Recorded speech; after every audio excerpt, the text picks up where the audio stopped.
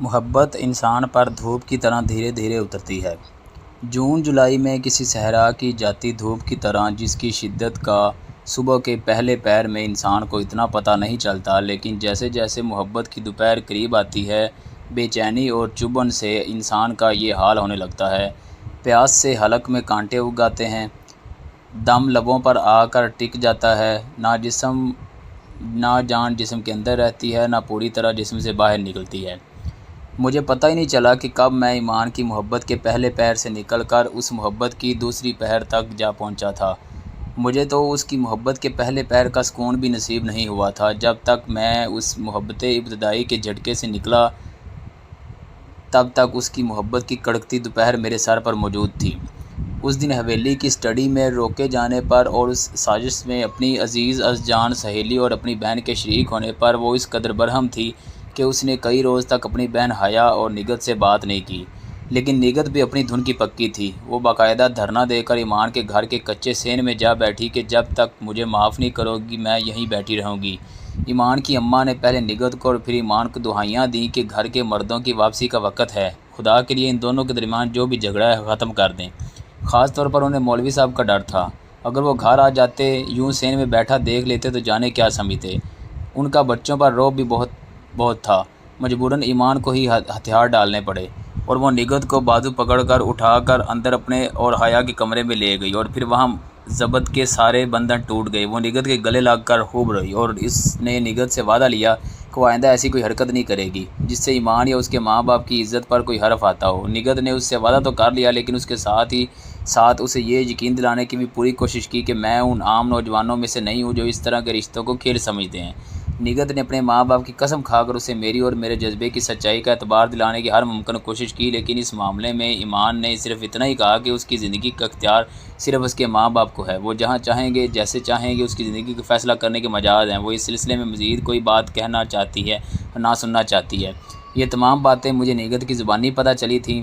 نگت نے پرانی حویلی بلا کر یہ ساری داستان میرے گوش گزار کرتے ہوئے مجھے پھر یہی مشورہ دیا کہ میں اگر ایمان کی جانب کوئی پیش رفت کرنا چاہتا ہوں تو اس کا صرف واحد اور ایک ذریعہ میرے گھر والوں کی طرف سے اس کے گھر رشتے کا جانا ہے۔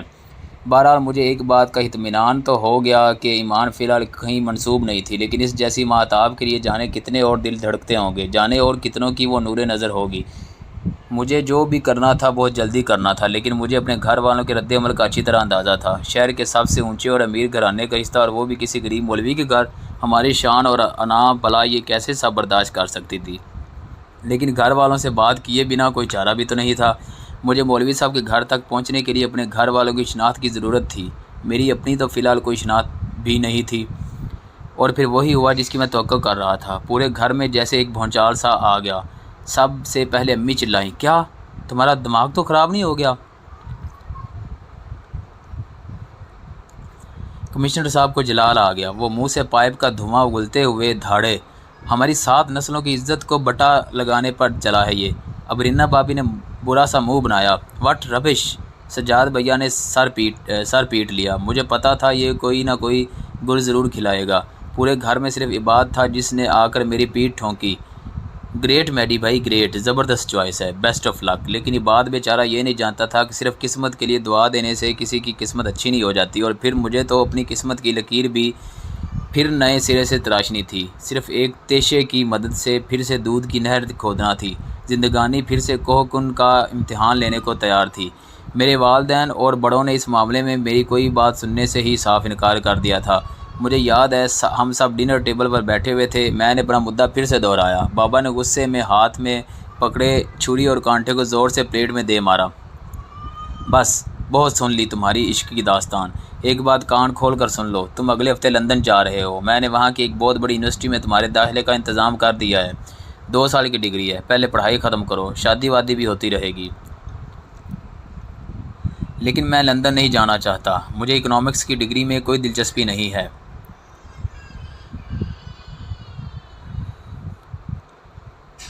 امی چلائیں، تو پھر کس چیز میں دلچسپی ہے تمہیں؟ ہاں، 4 دن میں ہی ایسا کیا جادو کر دیا ہے تم پر اس شریف ذاتی نے؟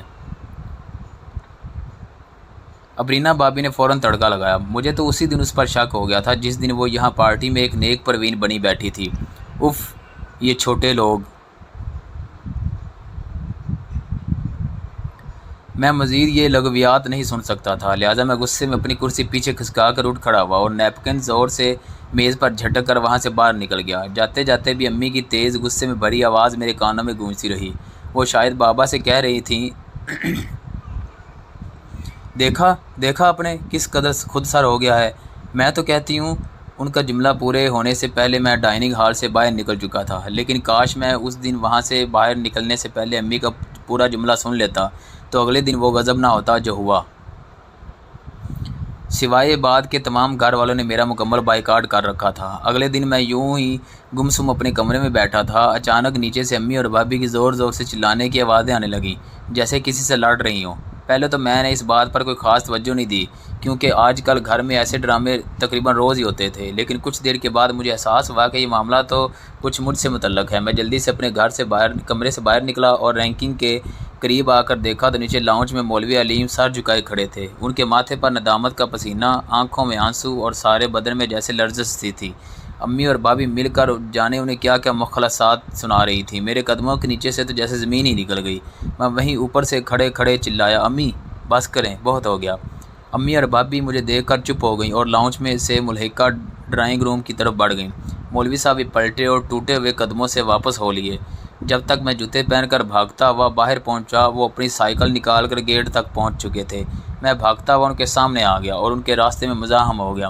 مولوی صاحب کی آنکھوں سے آنسو اس رفتار سے بہہ رہے تھے کہ ان کی سفید داڑھی بھی بھیگ چکی تھی۔ مجھے اور تو کچھ بس سمجھ نہیں آیا، بس میں نے ان کے سامنے ہاتھ جوڑ دیے۔ ان سب کی طرف سے میں آپ سے معافی مانگتا ہوں، حالانکہ ان کا گناہ قابل معافی نہیں ہے، لیکن پھر بھی میں آپ سے التجا کرتا ہوں۔ مولوی صاحب نے نظر اٹھا کر مجھے دیکھا۔ ان کی اس ایک نظر میں جو شکوہ تھا اس نے جیسے مجھ پر گھڑوں پانی ڈال دیا۔ میری نظر خود بخود جھک گئی۔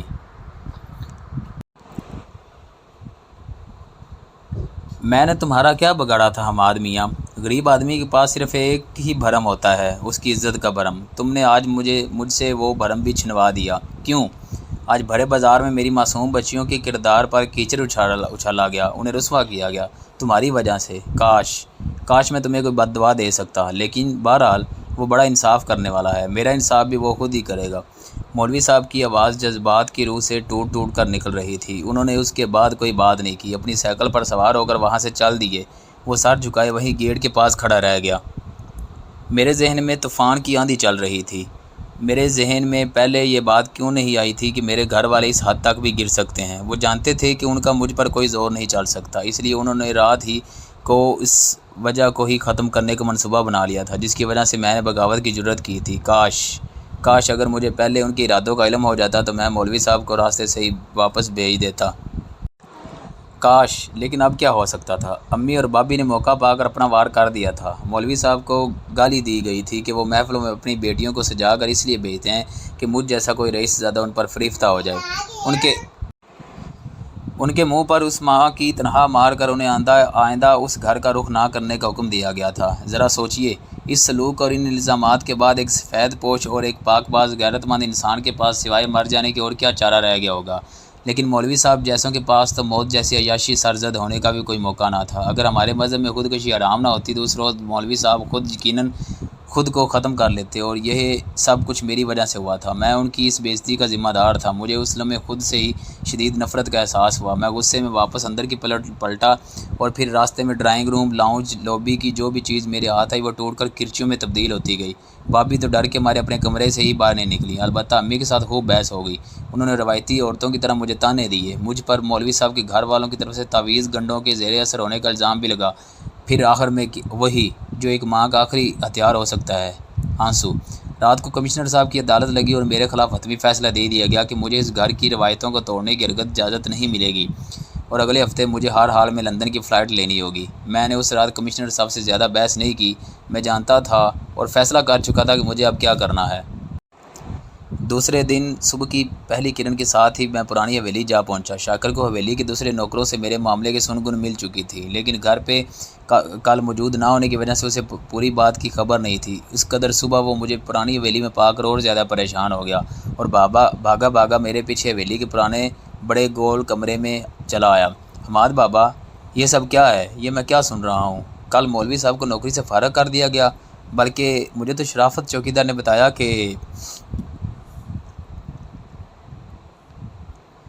تم نے ٹھیک سنا ہے، اور یہ سب کچھ میری وجہ سے ہوا ہے۔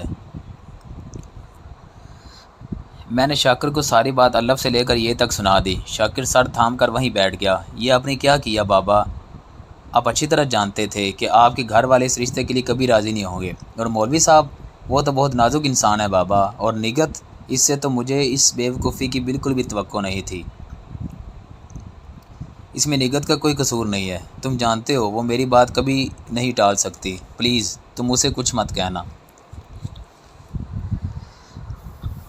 ٹھیک ہے، لیکن جو زیادتی گھر والوں نے مولوی صاحب کے ساتھ کی ہے اس کا ازالہ کیسے ہوگا؟ اس کا ازالہ بھی میں ہی کروں گا۔ میں چاہتا ہوں کہ تم میرا رشتہ لے کر مولوی صاحب کے گھر جاؤ۔ شاکر اچھل پڑا۔ کیا؟ یہ آپ کیا کہہ رہے ہیں حماد بابا؟ میں بھلا کیسے؟ اس کے سوا اب اور کوئی چارہ بھی نہیں۔ امی اور بابا کبھی اس گھر رشتہ لے کر نہیں جائیں گے، اور مولوی صاحب کے اجلے دامن پر جو داغ میری وجہ سے لگا ہے وہ کبھی مٹ نہیں پائے گا۔ اس لیے میں نے یہ حتمی فیصلہ کر لیا ہے۔ اب تمہیں یہ فیصلہ کرنا ہے کہ تم میرا ساتھ دو گے یا نہیں۔ شاکر خاموش بیٹھا کسی گہری سوچ میں گم تھا۔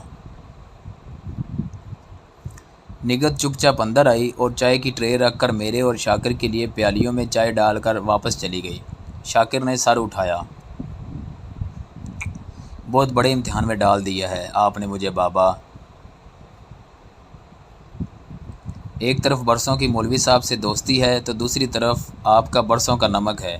جانتا ہوں کہ شاید میں اس طرح مولوی صاحب کی برسوں کی دوستی کو کھونے چلا ہوں، لیکن کیا کروں، میں آپ کو بھی تو نہیں کھو سکتا۔ شاکر ایک گہری سانس لے کر خاموش ہو گیا، لیکن جانے کیوں اس کی یہ خاموشی مجھے کسی گہرے طوفان کا پیش خیمہ لگ رہی تھی۔ Thanks for watching dear viewers. اسی طرح کی لیٹسٹ ویڈیوز دیکھنے کے لیے ہمارے چینل کو سبسکرائب کریں، لائک اور شیئر کریں۔ شکریہ۔